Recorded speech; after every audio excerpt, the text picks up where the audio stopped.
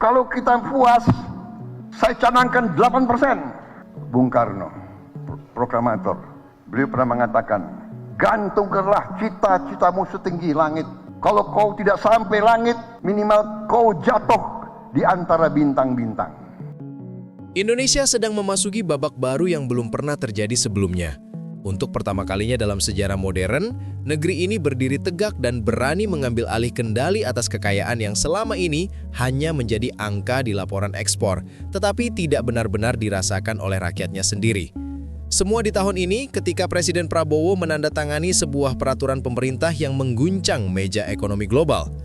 Kebijakan itu mengatur bahwa seluruh devisa hasil ekspor sumber daya alam Indonesia wajib disimpan di dalam negeri selama 12 bulan penuh.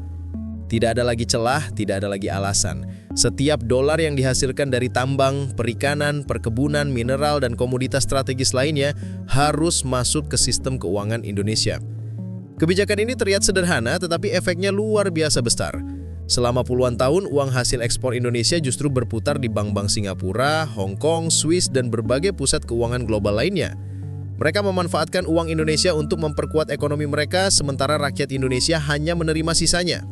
Kini arus itu dipaksa berbalik. Triliunan rupiah yang sebelumnya bocor ke luar negeri dipaksa pulang. Para pengamat asing mungkin menganggap kebijakan ini agresif. Tetapi bagi rakyat Indonesia, inilah yang disebut kedaulatan ekonomi yang selama ini hanya menjadi slogan di bibir politisi. Dan sekarang baru benar-benar terasa wujudnya. Bukan hanya soal arus dolar, Prabowo juga mengambil langkah yang membuat banyak negara besar mulai merasa tidak nyaman. Indonesia mengumumkan pembentukan Bank Emas Nasional, sebuah institusi yang akan menjadi pusat pengelolaan emas dan cadangan logam mulia negara. Selama puluhan tahun, emas Indonesia mengalir ke luar negeri tanpa kendali yang berarti. Kita bekerja keras menambang, perusahaan-perusahaan sibuk menggali, tetapi hasil emasnya masuk ke sistem keuangan negara lain. Ironisnya, cadangan emas Indonesia sendiri hanya sekitar 80 ton, jauh di bawah negara-negara yang bahkan tidak memiliki tambang emas. Bank emas ini akan menjadi tonggak sejarah. Dengan adanya institusi ini, Indonesia bersiap masuk ke dalam peta baru perdagangan emas dunia. Negara-negara ASEAN dan bahkan BRICS dikabarkan melihat potensi besar kerjasama dalam perdagangan emas berbasis Asia, dan Indonesia berada di pusatnya. Dunia mulai memahami bahwa Indonesia tidak lagi ingin menjadi penyedia bahan mentah. Indonesia ingin menjadi pemain utama dalam rantai nilai global. Di saat yang sama, Prabowo mulai bergerak cepat untuk memastikan bahwa rakyat tidak hanya jadi penonton. Kenaikan UMP diterapkan, THR dicairkan lebih cepat, bansos digelontorkan tanpa menunggu momentum politik, tiket pesawat diturunkan, biaya tol diringankan, dan program makan bergizi gratis mulai diperluas. Pemerintah juga menghapus sebagian utang UMKM, membantu masyarakat kecil yang selama ini hidup dalam tekanan modal. Industri perumahan rakyat pun dibangun lebih sistematis. Impian memiliki rumah yang selama ini terlihat mustahil untuk masyarakat berpenghasilan rendah, kini bisa diwujudkan tanpa harus tersiksa oleh bunga kredit yang tidak masuk akal. Namun, perubahan besar selalu membawa ketakutan bagi mereka yang selama ini hidup nyaman dalam sistem lama. Mereka yang selama ini menikmati keuntungan dari kebocoran divisa, mereka yang bisa menyimpan uang di luar negeri tanpa pengawasan, dan mereka yang menjalin proyek bisnis dengan asing tanpa transparansi, kini mulai merasa terancam. Tidak mengherankan jika tiba-tiba muncul banyak komentar dari pakar-pakar ekonomi yang sebelumnya tidak terdengar, kini mendadak vokal. Mereka menyebut kebijakan ini berisiko tinggi, tidak ramah investor, bahkan melabelinya sebagai langkah ekstrim. Media asing pun mulai bergerak menggiring opini. Mereka menulis bahwa Indonesia sedang menutup diri. Mereka menakut-nakuti pasar dengan narasi bahwa investor akan kabur, ekonomi akan melemah, dan stabilitas akan terganggu. Tetapi pertanyaannya sederhana. Sejak kapan kemandirian ekonomi dianggap ancaman? Bukankah negara besar seperti Tiongkok, Jepang, Korea Selatan, dan Arab Saudi justru kuat karena mereka menjaga arus devisa dan aset nasionalnya? Fakta di lapangan berbicara lain. Sejak kebijakan devisa hasil ekspor diterapkan, rupiah justru menguat. Pasar tetap stabil. Dan investor yang benar-benar ingin membangun industri di Indonesia tidak lari. Justru semakin banyak yang masuk. Mereka yang panik adalah yang selama ini hanya mencari untung cepat tanpa memberikan nilai tambah bagi Indonesia. Ingat bagaimana dulu saat Indonesia menghentikan ekspor nikel mentah, media global menjerit-jerit, menyebut ekonomi Indonesia akan runtuh. Tetapi hasilnya justru sebaliknya.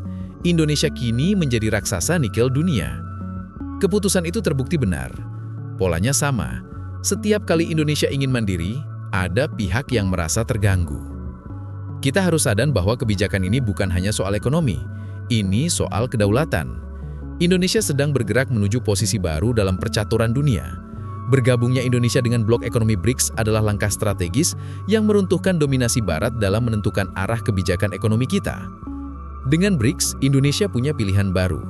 Kita tidak lagi harus tunduk pada dolar Amerika, IMF, atau sistem perbankan Barat yang selama ini menentukan standar global.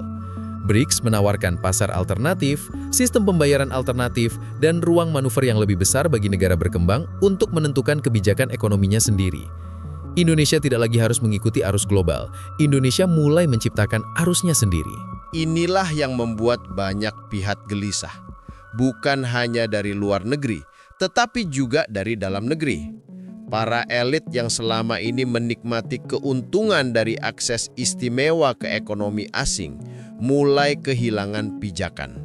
Mereka mulai melancarkan serangan opini.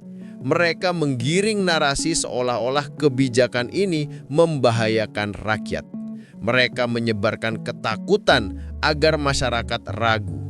Mereka ingin membuat situasi tampak kacau agar pemerintahan goyah. Tekanan diplomatik pun mulai muncul. Ada negara yang memberi komentar negatif, seolah peduli, padahal yang mereka takutkan hanyalah kehilangan kendali atas sumber daya kita. Tetapi Indonesia kini bukan lagi negara yang bisa ditekan seenaknya. Era tunduk dan takut sudah selesai. Prabowo menegaskan bahwa Indonesia harus berani menentukan nasibnya sendiri. Dan rakyat harus menyadari bahwa perjuangan ini tidak akan mulus. Akan ada tekanan, akan ada propaganda, akan ada upaya untuk menggagalkan semua langkah ini. Tetapi jika Indonesia mundur sekarang, kita akan kembali ke masa ketika kekayaan kita dinikmati oleh negara lain, sementara kita hanya mendapat sisanya.